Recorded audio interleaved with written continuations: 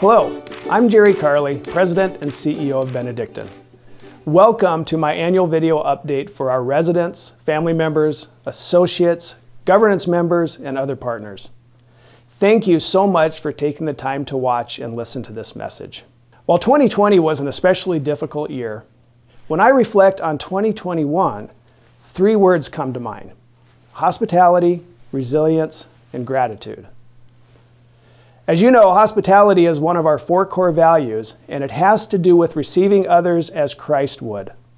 In other words, with warmth and attentiveness. Nowhere was hospitality more evident than with our amazing associates during this pandemic. I am proud to witness many of you come through this challenging time with a renewed appreciation for each other and the amazing work that you do. As you know, the ongoing worker shortages have meant increased reliance on each other to fill in where needed, including working extra hours for long stretches of time. So many of you did this with a smile. When we asked you about your greatest concerns, overwhelmingly, the primary response you gave was around delivering exceptional care to the residents. This selfless posture makes me extremely proud to serve alongside you.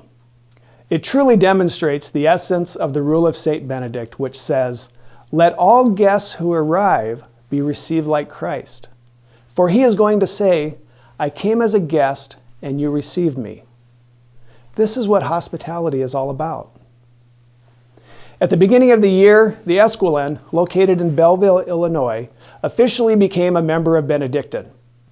This storied organization was founded by the Missionary Oblates of Mary Immaculate, or OMIs, at the National Shrine of Our Lady of the Snows. The Esquilin, which has now been renamed Benedictine Living Community at the Shrine, is a life plan community for seniors. Today I am proud to say that the primary reasons that the OMI priests chose Benedictine to continue their important ministry is because of the alignment of our core values. Not only have we demonstrated good stewardship with other Catholic communities that we have acquired in the past, but also we have developed a reputation for delivering exceptional hospitality. This trait of ours gave them comfort in knowing that we would do a great job taking care of the residents living in that community. Hospitality is something that we extend to all people, regardless of socioeconomic background.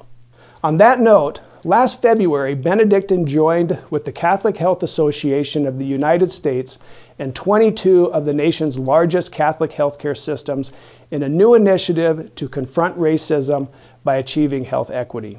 The Confronting Racism by Achieving Health Equity initiative will work to confront systemic racism by prioritizing equity in response to COVID-19.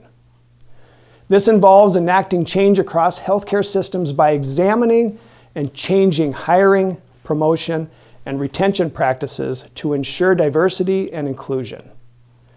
Benedictine will also partner with CHA to form stronger partnerships with communities of color to improve health outcomes and leverage a united and powerful voice to advocate for policy changes that address the root causes of racism and social injustice.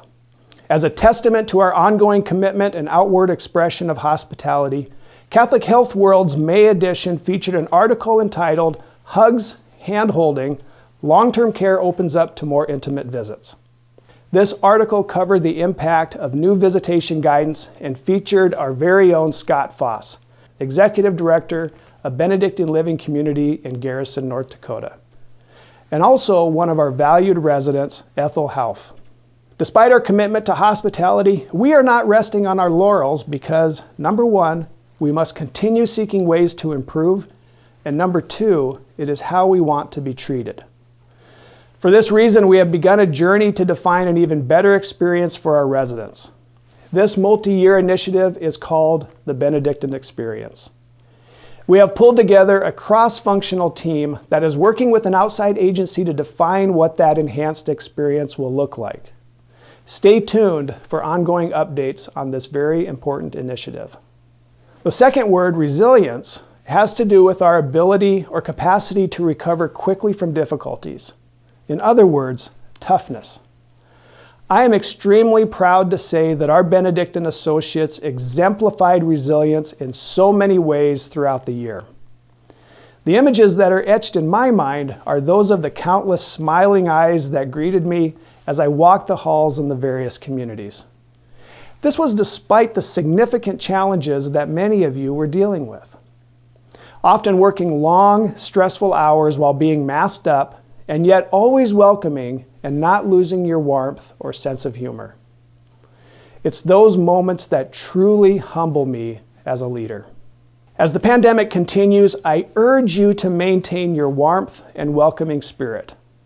Often, prospective residents will cite the warmth of the associates at a community as the primary reason that they selected Benedictine over other providers.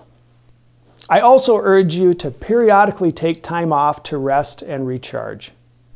We are grateful for the work that you do, but we also want you to be well all around. The third word, gratitude, is self-explanatory.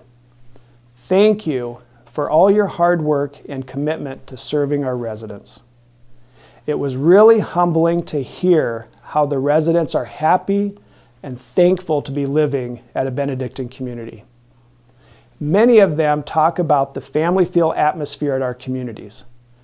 It's comments like these that make it worthwhile to do what we do. Be proud of what you have accomplished this past year and the impact you are having on the lives of residents and their loved ones. And I say loved ones because we often focus on the impact we are making on the residents, and we should. But let's also remember how much impact we have on their families who have entrusted us to care for their loved one. When that family member visits our resident and sees them enjoying life and thriving, know you are making an impact on their lives as well. As we look forward to 2022, I continue to remain optimistic that this global pandemic will eventually come to an end. This gives us hope that as we move into the summer, perhaps some semblance of normalcy will return. We remain optimistic that we will achieve our goals of recovery and rebuilding, and that we will continue to work towards our strategic objectives. I would like to close my message with a heartfelt thank you to all of you who live and serve in our Benedictine Sisters ministry. From all of us at Benedictine, we are blessed and grateful for the work we have been given to help those we serve live fully, live well, and with purpose.